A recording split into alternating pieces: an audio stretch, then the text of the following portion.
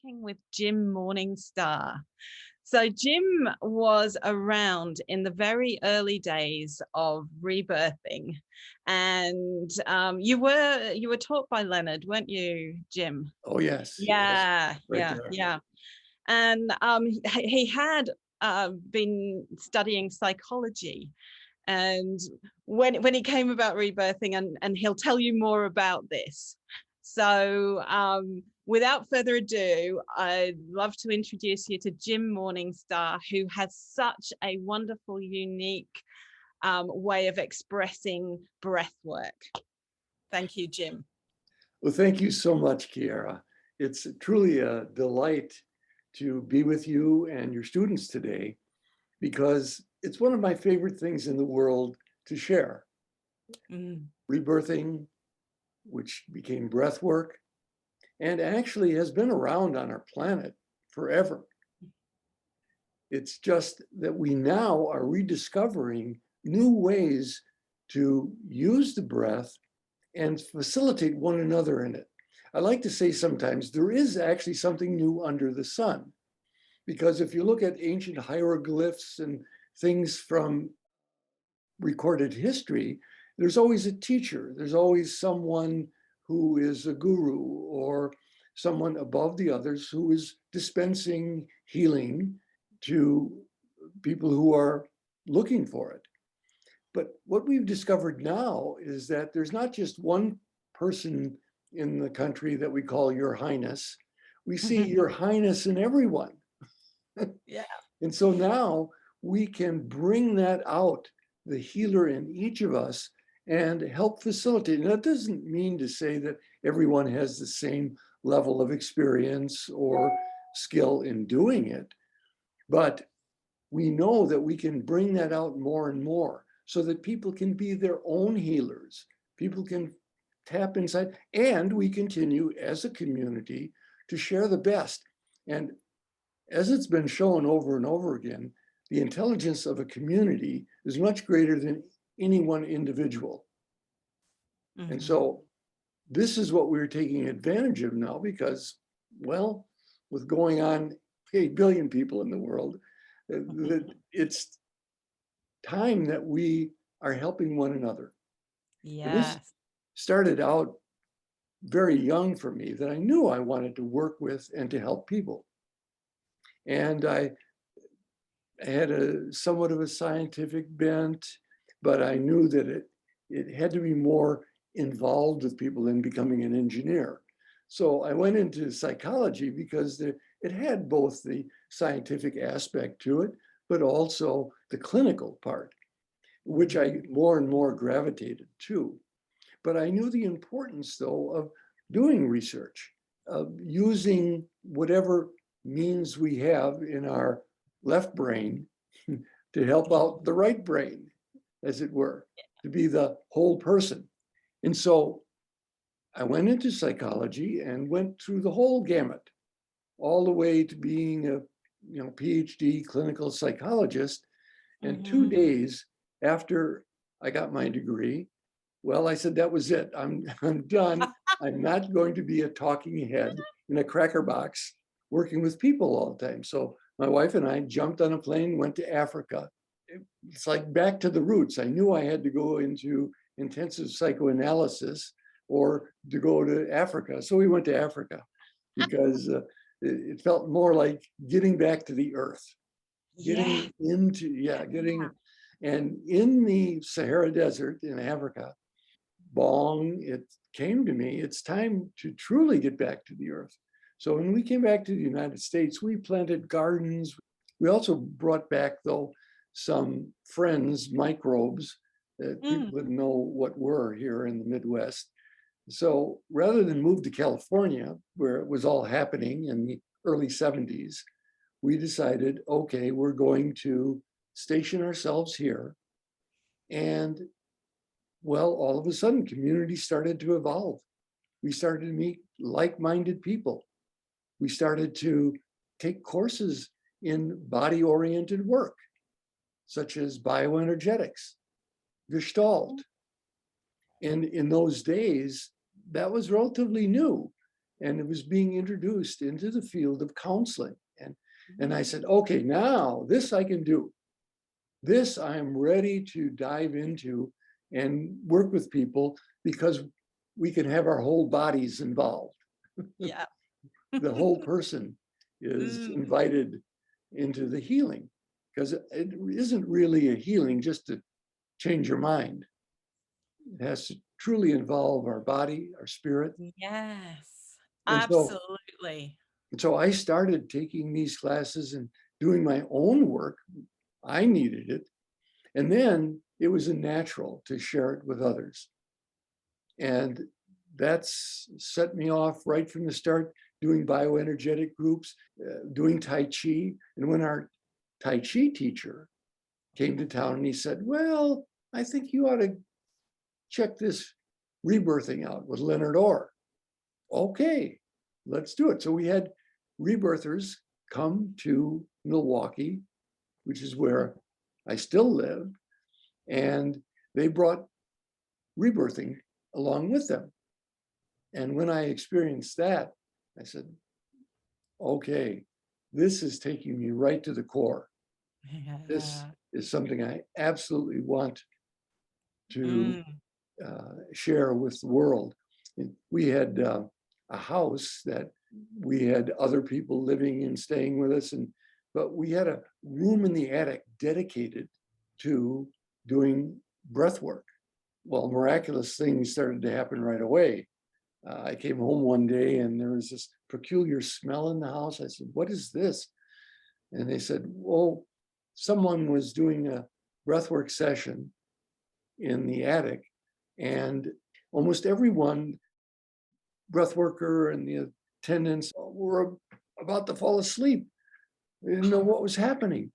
Wow. Well, it turned out that the woman who was being rebirthed at her birth had a bottle of chloroform break in the delivery room, and almost all of the attendants Oh my goodness. passed out. And it's like, well, how could that be? Physiologically, is chloroform carried on? Well, we know that the patterns of that person's birth were carried with her, and she recreated them. And we saw this more and more. People would recreate even childhood diseases, measles, mumps, but it would go very quickly. And it was like the breath was there to help release things that were still held cellularly in people's bodies. So I thought, well, this is very interesting. I'll probably find new and better things. Well, it's been since 1976, and I haven't found anything that goes as deep or is more comprehensive than the breath. Wow. So we started forming communities. I lived actually in an urban ashram, and we would do enlightenment intensives, a lot of deep spiritual work. But now add breath work to that. And you asked about my style of breath work. Well, my style, Cara, is inclusive. I like to teach the skill of breath work, but have people bring whatever other skills they have to the party, to be they body workers or chiropractors, psychic readers, or I haven't found anything that breath work doesn't enhance. I totally agree with that. It really goes well with so much. I was once having a session where someone was also giving me reflexology, and it was wonderful. Absolutely. We've had dentists that, because so many young people had trauma going to the dentist. And so dentists learned the breath work, and they would learn how to help people relax and get the work that they needed done without re-traumatizing them. This continues in our school. Even now, for certification, I accept credits, a certain amount of credits, from people taking courses elsewhere. other healing courses. In the beginning, as we started out, we found that breathwork heightened our states, gave us new awarenesses, but to actually change our life, we needed to increase our level of consciousness. And that is what community helps do. It helps you bring it into every aspect of your life. So I'm so happy when you invited me to talk to your community. Because it's so important, and it's something that Leonard still instilled into his trainings. Is it's not just about the breath. We want to help change and make the world a better place, and to do that we have to do it in community. Absolutely. In fact, there was two branches of Leonard's work. One was the Rebirth International, which, by the way, his students are still carrying on with now. And the other was called Theta International, which was the community end of it. He started a program called the 1-year seminar.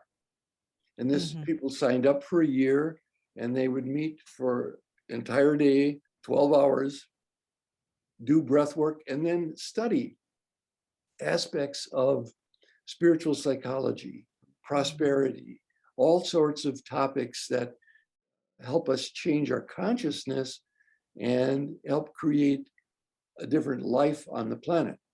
So I was one of the co-directors of Theta International, and we would set up tour routes for teachers who would travel on the West Coast or on the East Coast or through the Midwest. And back in there, we didn't have the convenience of what we have now, the internet.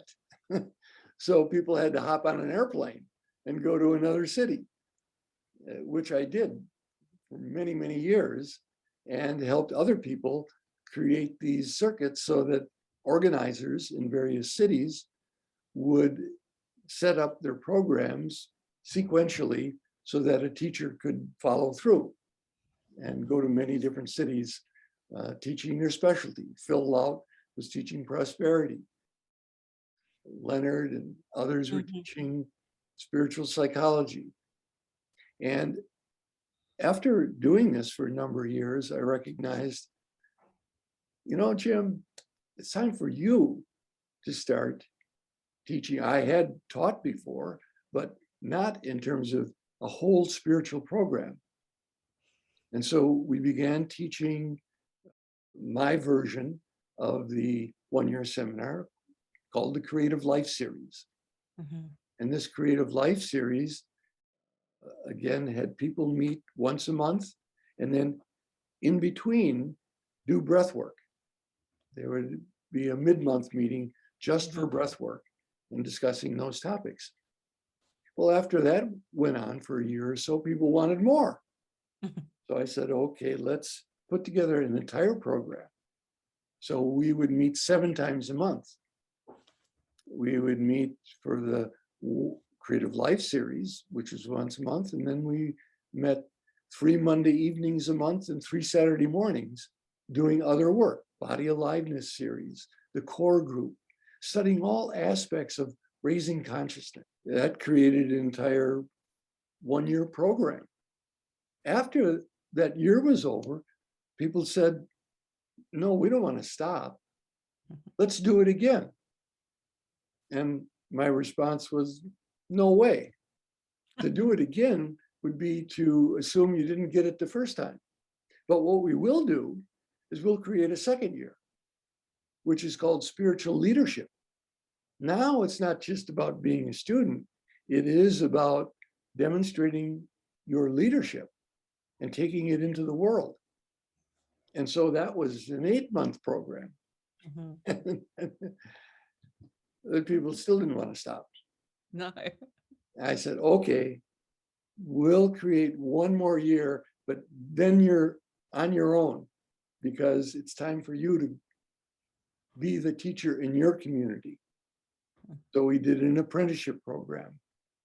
So people learned actually how to create their own communities. And that went on for 33 years. Now I have stepped back from doing that intense of a teaching schedule, but there's one thing that I can't stop, and that is teaching breathwork. Yeah. Once it's in your blood, that's it. Right. So And Jim, did you ever get to Huracan? no, a dear friend of ours, as a matter of fact, the first breath worker to come here, Diane Hinderman was her name. Yeah. And she was in our attic where she stayed with another breath worker who was our Tai Chi teacher. And something happened that Fred, the Tai Chi teacher, all of a sudden just like went to sleep. And this person appears to her in our attic and says, "Come to Huracan." Where's Huracan? What? So, but it was truly a profound experience. Mm-hmm. She got her life in order, got on a plane, flew to India. At the airport, someone said, "Come with us." And they took her into the foothills, of course, of the Himalayas. And as soon as she got to Huracan, she recognized, oh, this was the person that appeared to me in Jim's attic. Now, ordinarily, Babaji's routine at that time was to let people stay there 2 or 3 days and then say, "You go home. You know, that's where you belong. Do your sadhana there." But Diane, he stayed, wanted to, for 7 months, which for a foreigner was practically unheard of at the time. But stories would come back. And the stories that came back from her, from Huracan, always went straight to my heart. They were always something that was exactly what I needed right at that time. And of course, I was holding Babaji in my consciousness, and I would say, "Okay, is it time for me to come? Should I be doing this?" "No, you do your work there."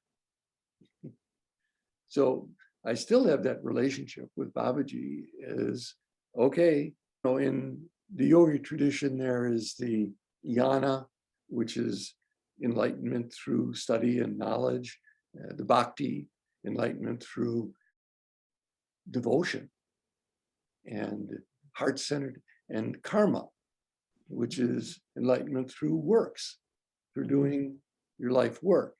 Well, we all have mixtures of all three of those, but certainly Babaji was the master of karma yoga. That's what he said, go home and do your work. I mean, there were even stories where people would get up in the morning at Huracan and their assignment would be to carry the boulders across the river to the other side.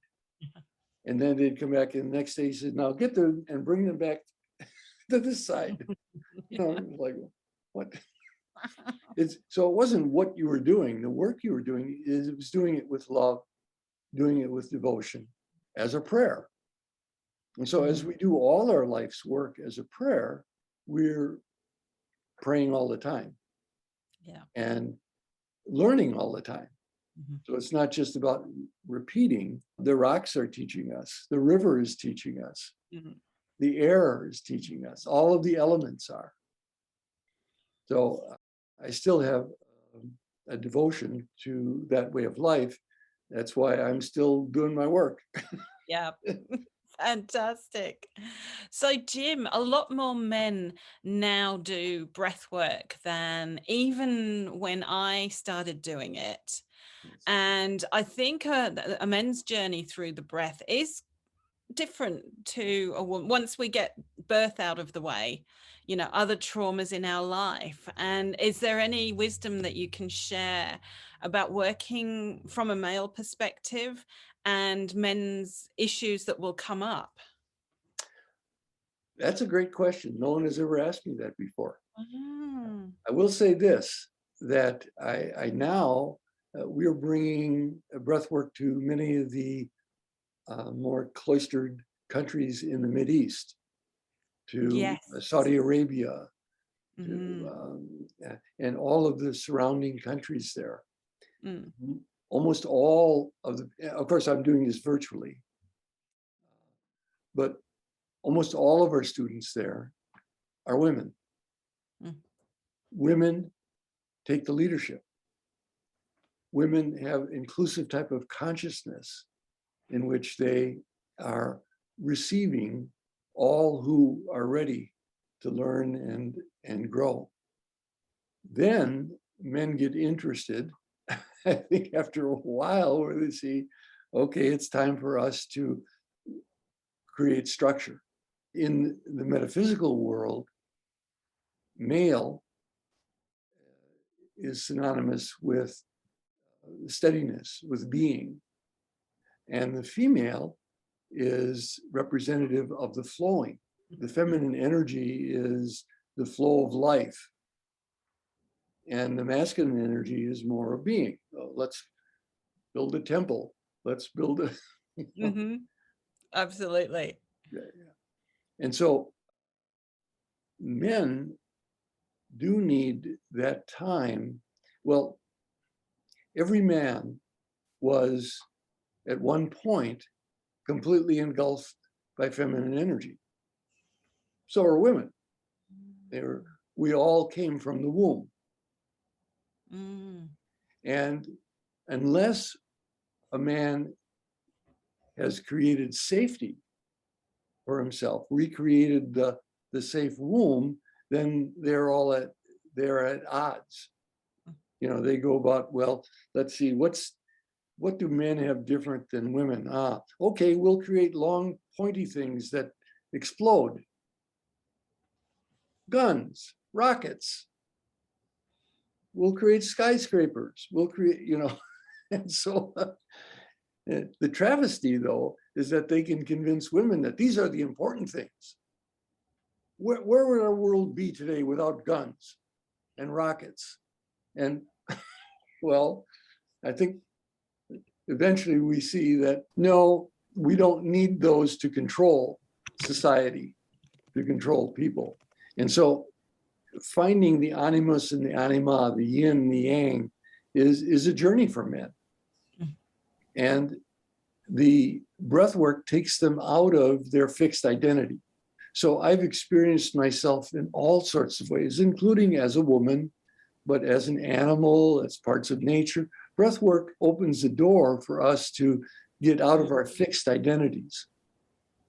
Now, I personally have not felt called to do, quotes, men's work or just work with men, nor just women's work.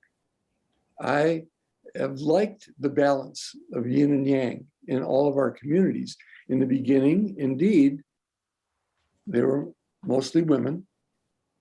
But towards the end of our school, after 33 years, there was an equal balance of men and women in all of the courses. But we had to make it safe enough for men to be vulnerable. That is so important. Yeah. Absolutely. Making the space so safe that men can feel, okay, I can divulge. Right. Right. Yeah. And so we're getting there. We're doing it. As I saw breathwork being such a powerful tool over the years, I also see that, well, it's like nuclear energy. You know, you can power grids to create electricity and warm houses, but you can also create nuclear bombs. So it's a powerful energy, has to be consciously directed. And so when I first heard of the Global Inspiration Conference, I had that immediate calling, I'm going to be with breathworkers around the planet. And it was like coming home. Even though people spoke different languages. But again, there would be people using the breath, doing all sorts of wild and crazy things, not all of which seemed highly ethical. So I talked to some of the elders, people who had been doing it a while, and I said, you know, I think maybe we should pool our knowledge together and be able to set some guidelines for what will keep people safe, what will keep people operating ethically, and have a community of peers. So if someone starts to go off the rails, you know, we can say, hey, how about this? Let's look a little more closely at it.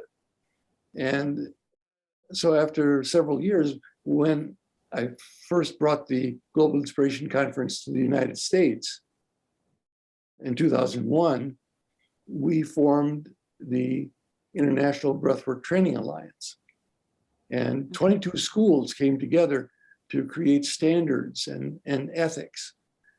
As that evolved over the years, it became the Global Professional Breathwork Alliance, which is still in existence. And we are going through a growth spurt right now. There's over 25 schools around the world who are coming together and saying, it's better when we work together rather than each in their own silo. Yeah. And so, again, I'm co-director of that, but I'm looking for more and more people to have input. And we're, like I said, we're right in the middle of restructuring it and opening it up. Yeah. And this is what I want to be joining. Yeah. Absolutely. Absolutely, Ciara. But again, the leadership in the International Breathwork Foundation, a lot of strong women have taken leadership in that. And again, now there's more of a balance of men. It seems like the women have to create the safety first, and then the men can come in and discover their own vulnerability is their strength. Yeah, that reminds me of in my vulnerability, my safety lies. I think that's the Course in Miracles. Yeah. Yes. See, that's beautiful. The Course in Miracles is something I recommend to everyone. In particular, I think it is one of the best mind trainings. And that's because there's a lesson every day for a year. And training your mind to go to the highest thought every day of the year is, I think, one of the most powerful things you can do to have your mind become your servant rather than your master. Absolutely. Absolutely. Thank you so much, Jim, for joining us and speaking with us. We really appreciate it, and everything that you've done to breath work worldwide. Thank you.